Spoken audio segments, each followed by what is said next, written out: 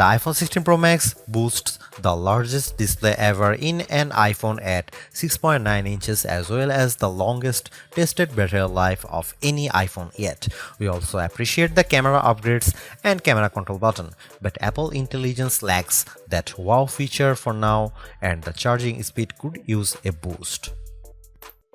The ginormous 6.9-inch iPhone 16 Pro Max starts at $1,199 US with 256 GB of storage and goes on sale September 20. You can upgrade to 512 GB for $200 more and another $200 will get you 1 terabyte.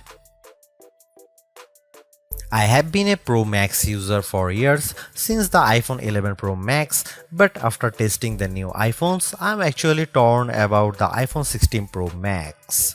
It has the largest display ever of any iPhone at 6.9 inches. Yes, the thinner bezels help keep the device somewhat compact, but it is still taller, wider and heavier than the iPhone 15 Pro Max, which I thought was the near perfect size and weight for a big screen phone. I have gone from feeling like I cheated the system to feeling slightly cheated. This might be an unpopular opinion, but I think the new Pro Max is a little too big, at least for my hands. It's more of a stretch now to do simple things like scrolling through web pages or TikTok, and once you put a case on your iPhone 16 Pro Max, it's like a mini tank. The good news is that the Pro Max is built to be more durable. In addition to having a titanium band, Apple claims that the improved ceramic shield display on this model is 50% tougher than the last generation. We can't drop these units, but on paper it's encouraging. The iPhone 16 Pro Max comes in 4 colors: titanium white, titanium black, natural titanium and desert titanium.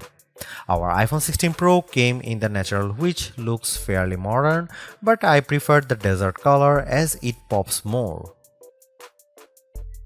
The iPhone 16 Pro and Pro Max displays don't get any upgrades in terms of brightness or refresh rate, but they are still among the best OLED panels on a phone. The only main difference is that the screens can scale down to a minimum of 1 nits, which means you can use your phone in bed without disturbing anyone else and get an even dimmer alarm clock.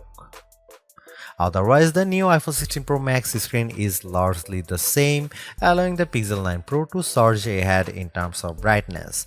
We measured a max of about 1500 nits for the iPhone 16 Pro Max, while the Pixel 9 Pro XL hit more than 2300 nits. Outside in direct sunlight, the iPhone 16 Pro and Pro Max were both dimmer than the Pixel 9 Pro XL, though Google's phone dimmed faster over time in response to the heat.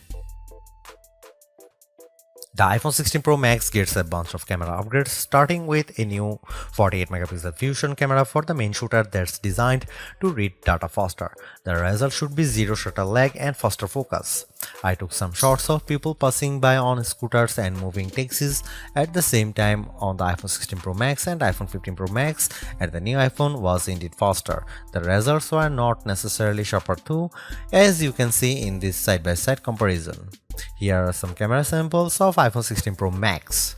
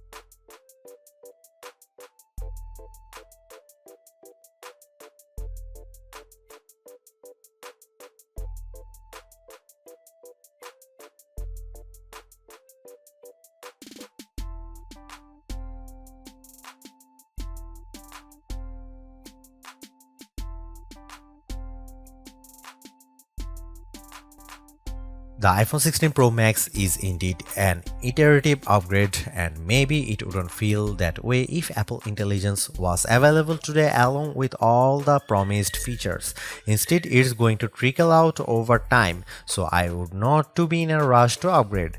Having said that, I think that iPhone 16 Pro Max is the best phone money can buy right now if you want the biggest screen and longest battery life. It lags in zoom versus the S24 Ultra, but you get more endurance, better camera quality, and plenty of creative features like photographic styles and audio mix. I actually preferred the AI capabilities of the Pixel 9 Pro XL series with its smarter Gemini Live voice assistant and other features like Add Me for photos and Pixel screenshots. But the Pixel's performance and battery life trail the iPhone 16 Pro Max. For me, the iPhone 16 Pro Max retains its title as the best phone, but it's not because of Apple Intelligence.